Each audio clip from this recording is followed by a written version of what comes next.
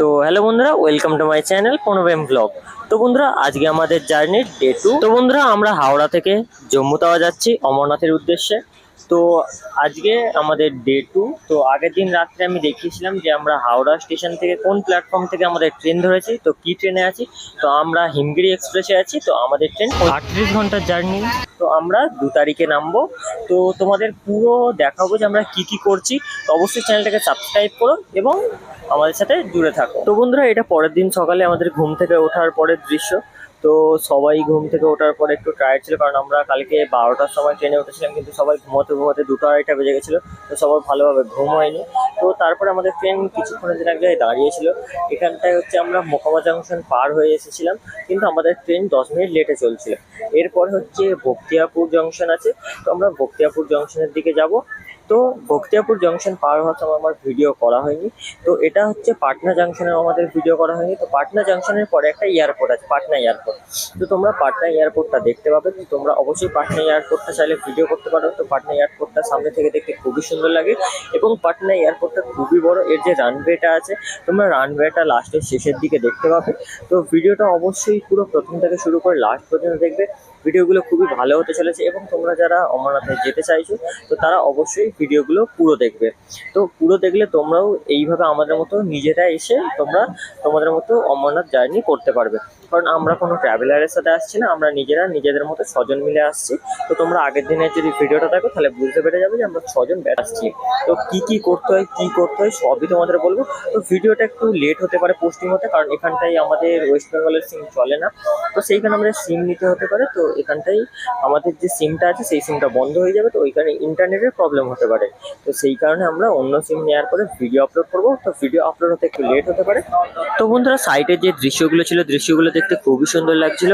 আর এখানটাই তোমরা ময়ূর এবং নীলগাই এগুলোও তোমরা দেখতে পাবে। তো বন্ধুরা, আমরা পাটনা এয়ারপোর্ট পার হওয়ার পরে দানাপুর জাংশনে এসে কিছুক্ষণের জন্য দাঁড়িয়েছিলাম, 2 থেকে 5 মিনিটের মতো।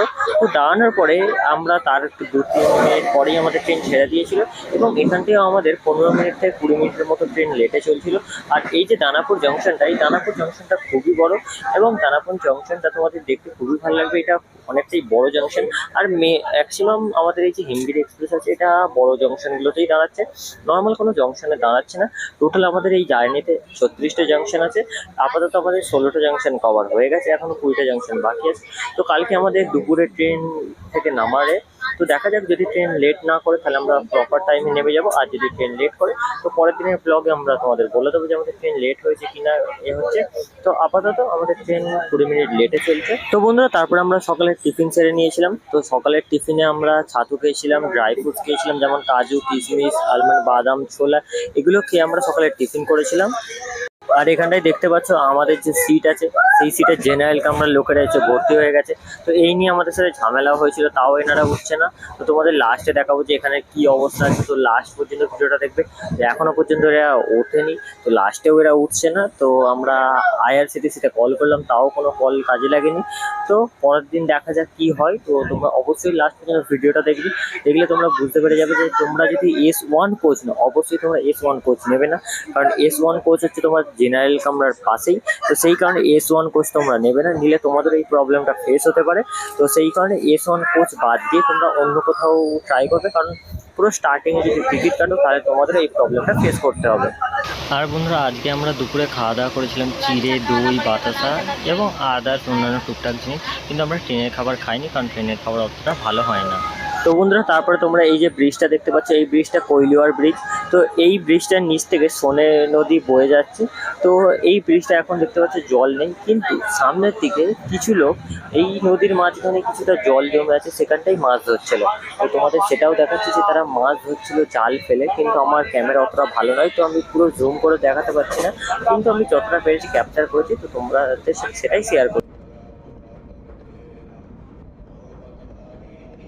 বন্ধুরা তারপরে আমাদের ট্রেন গিয়ে দাঁড়িয়েছিল আড়া জাংশনে। আড়া জাংশনে 5 মিনিট ট্রেন দাঁড়ানোর পরে ট্রেন আড়া জাংশন থেকে ছেড়ে দিয়েছিল। তখনও আমাদের ট্রেন 20 থেকে 25 মিনিট লেটে চলছিল। তো বন্ধুরা তারপরে আমাদের ট্রেন কাশিতে প্রবেশ করেছিল এবং তার আগে অনেকই স্টেশন ছিল, যে স্টেশনগুলো আমার সব ক্যাপচার করা হয়নি, বাট কিছু কিছু স্টেশন আমি ক্যাপচার করেছিলাম।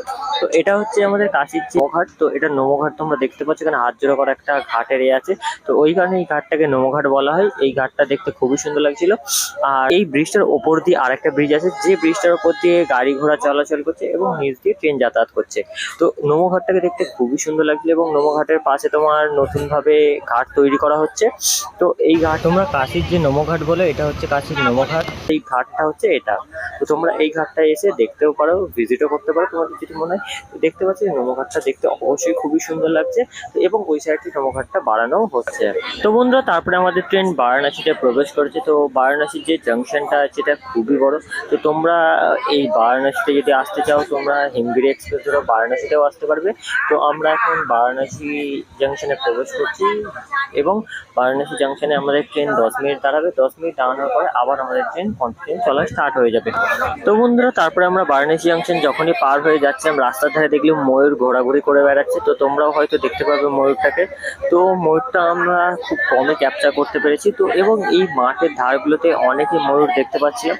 তো তোমরাও যদি অনেকে ময়ূর দেখতে পাবে, তো তোমরা যদি যেতে চাও আমাদের মতো এইভাবে স্টেপ বাই স্টেপ যেতে পারবে। কিন্তু তোমরা ভুলেও S1টা আমরা নেওয়ার ট্রাই করবে না। তোমরা চাইলে থার্ড এসি করার চেষ্টা করো, কারণ এস স্লিপার কোচের প্রবলেম হবে। তো আমরা যতটা বুঝেছি যে স্লিপার কোচের প্রবলেম হচ্ছে, তোমরা যে গ্যাদারিংগুলো ফেস করবে এটা খুবই বিরক্তকর লাগবে। তো ওই কারণে চেষ্টা করবে যে থার্ড এসিতে নেওয়ার কামরা। তো একটু খরচা বেশি হবে কিন্তু তোমরা রিল্যাক্সে যাতায়াতটা করতে পারবে। তো বন্ধুরা তারপরে অনেকগুলো স্টেশন ছিল, যে স্টেশনগুলো আমি ক্যাপচার করিনি। তো রাত্রেবেলা তোমাদের ভিডিওতে দেখাবো যে কতটা প্রবলেম ফেস করতে হয়েছে আমাদের। বন্ধুরা আমাদের ট্রেন 1 ঘন্টা লেটে চলছিল। আমাদের ট্রেন লখনৌতে লাস্ট দাঁড়িয়েছিল, দাঁড়ানোর পরে নেক্সট স্টেশনের জন্য 10 মিনিট দাঁড়ানোর পরে বার হয়ে গিয়েছিল এবং আমরা রাত্রে তোমার মুড়ি সমস্ত চানাচুর ফানাচুর খেয়েছিলাম এবং আমাদের যে সাইডের লোকগুলো ছিল তারা এত বিরক্ত করছিল। তো আমি তোমাদের লাস্টে কি অবস্থা, তোমরা ভিডিওটা দেখলেই বুঝতে পারবে কতটা প্রবলেম হচ্ছিল। তো বন্ধুরা এই যে ভিডিওটা তোমরা দেখতে পাচ্ছ, এটা রাত্রের অবস্থা। পুরো যে যাতায়াতের রাস্তাটা এরা ব্লক করে রেখেছে। তো আমরা ওয়াশরুমে পর্যন্ত যেতে পারছিলাম না, বা হাত ধুইতে যাওয়ার যদি দরকার পড়ে সেটাও আমরা করতে পারছিলাম না। তো এই কারণে তোমাদের বলছি, তো তোমরা এই স্লিপার কোচ নেবে না, তোমরা পারলে থার্ড এসি নেবে। তো বন্ধু আজকের ভিডিও এই পর্যন্তই, দেখা হচ্ছে নেক্সট ব্লগে।